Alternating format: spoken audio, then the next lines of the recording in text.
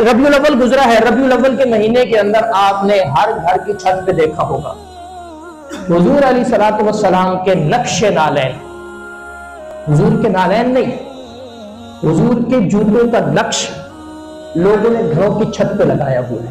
محبت ہے حضور سے، پیشانی پہ لگایا ہوا ہے، پگڑیوں کے یہاں لگایا ہوا ہے، دل پہ لگایا ہوا ہے، محبت ہے، ہونی چاہیے۔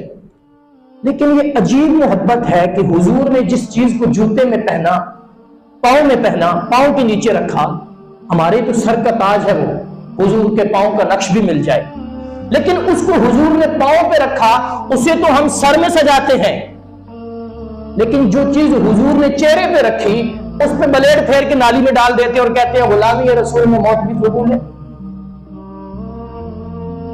کم از کم اتنا دھوکہ تو نہیں ہونا چاہیے نا۔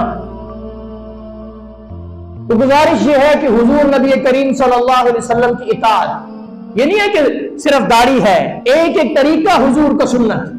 تجارت کیسی چل رہی ہے ہماری؟ آج کل بازاروں میں سود عام ہے، رشوت عام ہے، دو نمبری عام ہے، لوٹ مار عام ہے۔ ہماری معیشت کیسے چل رہی ہے؟ ہمارے بینکوں کا نظام کیسے چل رہا ہے؟ ہماری عدالتوں میں انصاف کیسے مل رہا ہے؟ ہماری حکومتیں کیسے چل رہی ہیں؟ ہمارے گھر میں معاملات کیسے چل رہے ہیں؟ ہمارے پڑوسیوں کے ساتھ، برادری کے ساتھ، خاندان کے ساتھ تعلقات، حقوق کیسے چل رہے ہیں؟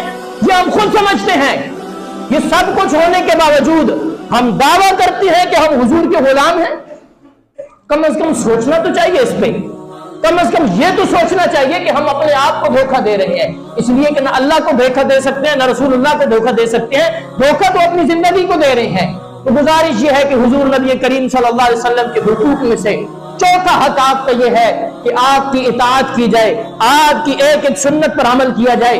آپ علیہ الصلوۃ والسلام نے اپنی زندگی کے اندر مسلمانوں کو تمام تر طریقے زندگی گزارنے کے سکھا دیے۔ صحابہ نے ان طریقوں کو لیا، دنیا پہ چھا گئے۔ نصف سے زائد دنیا پر سیدنا امیر معاویہ رضی اللہ تعالیٰ کے دور میں 64,65,000 میل مربع میل تک اسلام کا پرچم لہراتا تھا، اسلام کا دبدبہ تھا، غلبہ تھا۔